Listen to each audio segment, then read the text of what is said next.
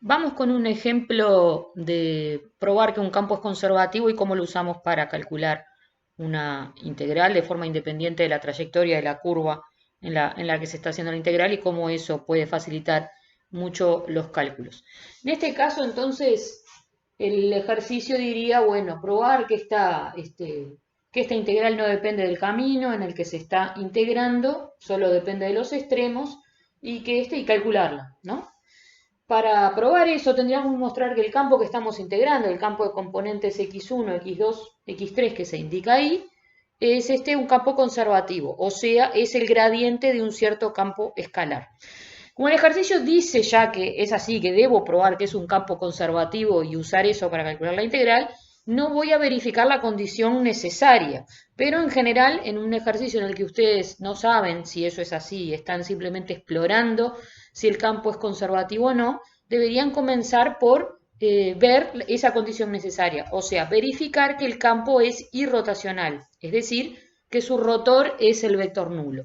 Si ustedes verifican eso, que el campo es irrotacional, entonces por ahí pueden seguir buscando, seguir tratando de probar si el campo es o no es conservativo. Si el rotor no es el vector nulo, ya saben que no puede ser un campo conservativo. Les dejo entonces para ustedes que verifiquen que el rotor de este campo X es el vector nulo. Son unas simples cuentas como ya habíamos visto en el encuentro. Entonces vamos a mostrar que este campo es irrotacional, es decir, que existe un campo escalar f tal que el gradiente de f, acuérdense, el gradiente es el vector que obtengo al hacer las derivadas parciales primeras, derivada de f con respecto a x, derivada de f con respecto a y, derivada de f con respecto a z, y ese entonces gradiente de f debería coincidir con este campo x. Es decir, estoy buscando un f de x y z tal que la derivada de f con respecto a x sea la componente x1, la derivada con respecto a y sea la componente x2 y la derivada con respecto a z sea la componente x3. Entonces, en este caso, planteo el sistema de ecuaciones que estoy resolviendo. La derivada de f entonces con respecto a x tiene que ser y cuadrado más 2xy, la derivada con respecto a y, x cuadrado más 2xy, y la derivada con respecto a z tiene que ser 0.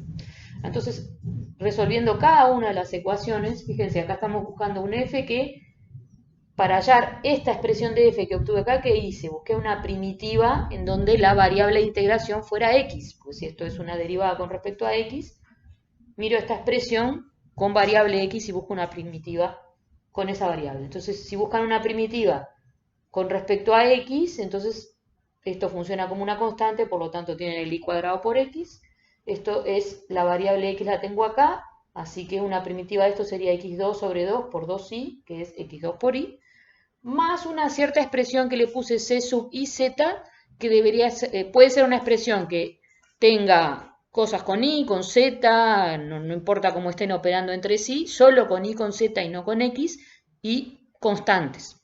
Eso, este c sub i z que está por ahí.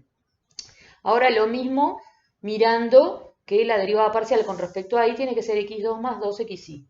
Y otra vez, usando esta condición y buscando primitivas con respecto a y, en este caso obtenemos que f debería ser x2 por y, busquen primitivas aquí con respecto a y, más y2 por x más una cierta expresión c sub xz que solo puede depender de x, z y constantes.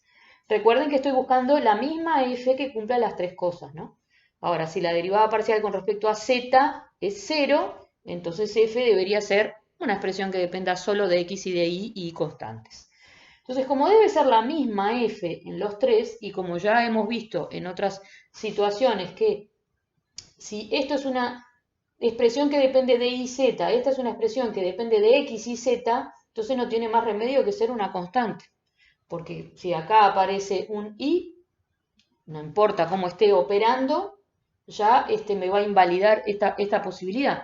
Y si acá aparece algo que tenga un x, un z, perdón, un x, perdón, acá, entonces me va a invalidar esta posibilidad. Quiere decir que la única manera que encuentro de que se cumplan estas tres simultáneamente es tener esta expresión x2 por y más y2 por x, más una constante cualquiera, podría haber elegido la que fuera, no importa, 5, 28 o 12, porque como lo voy a usar para, para calcular una integral al estilo, digamos, de la regla de Barrow, no va a importar cuál sea esa constante que yo elija, por lo tanto elijo 0. Y en el último caso tiene que ser una expresión que dependa de x e y, por lo tanto la misma expresión que tenía. Es decir, voy a elegir x2 por y más x por y2 y la constante que le voy a sumar ahí es 0.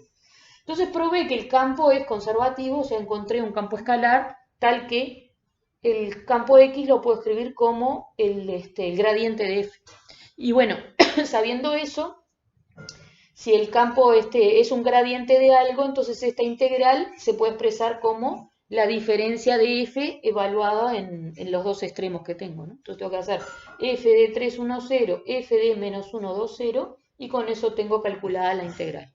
Entonces, sí, buscar, o en el caso de saber que el campo que estoy integrando es conservativo, las integrales se simplifican bastante, porque fíjense, no tengo que buscar parametrización de la curva, no tengo que estar haciendo todos los cálculos que hacemos en las integrales curvilíneas en general, ¿no? De multiplicar f de alfa de t por alfa punto, por alfa punto de t, en el caso de que f sea un campo como es esto, y ni hacer todo ese cálculo de la integral. Es bastante más sencillo en el caso de que sospechamos que se trata de un campo conservativo o que directamente se nos dice que es así, ¿no?